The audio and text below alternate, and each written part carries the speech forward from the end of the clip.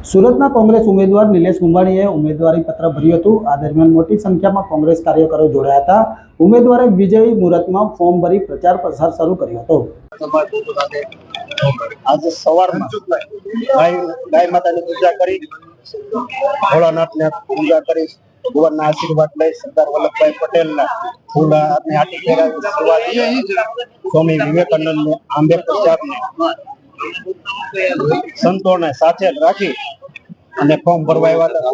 બહુ સંખ્યામાં આમ આદમી પાર્ટીના કાર્યકર્તાઓ, કોંગ્રેસના કાર્યકર્તાઓ, સોસાયટીના પ્રમુખો, ભાઈઓ, બહેનો, વડીલો, બાળકો આ વખતે સ્વયંભૂ ફોર્મ ભરવા માટે અમે કોઈને આટલું બધું પ્રેશરથી આમંત્રણ નહોતું આપ્યું, પણ સ્વયંભૂ પબ્લિક અમારે ખાલી 5 જણાને ફોર્મ ભરવા આવવાનું હતું, પણ સ્વયંભૂ પબ્લિક જોડાણી હતી। અને આ વખતે ઇન્ડિયા ગઠબંધનની સરકાર બને છે, કોઈ બે મત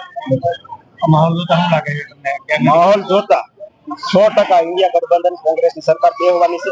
આ વખતે ભારતીય જનતા પાર્ટીનો જે કોરોના કાળની જે ભારતીય જનતા પાર્ટી લૂંટ્યા છે, જે માસના નામે લૂંટ્યા છે, જે આરટીઓના નામે લૂંટ્યા છે, જે ડ્રગ્સ, દારૂ જે વેચાઈ રહ્યું છે, જે ભ્રષ્ટાચાર થઈ રહ્યો છે, એ બધું મિટાવવા માટેના જે ભારતીય જનતા પાર્ટીની સાથે મોટા ઉદ્યોગપતિઓને પણ દબાવવામાં આવે છે, એની મુક્તિ મેળવવા માટે આ વખતે કોંગ્રેસ પાર્ટીનો વિજય થવાનો છે। આમ આદમી પાર્ટીના ગોપાલભાઈ ઇટાલિયાથી લઈ સૌ કોર્પોરેટરો સાથે અમારી સાથે રેલીમાં જોડાણા હતા। એને રાજીનામું આપ્યું મને ખ્યાલ નથી, હું કરવા રાજીનામું આપ્યું એ પણ ખ્યાલ નથી, દિલથી મારી સાથે છે, કોઈ બે મત।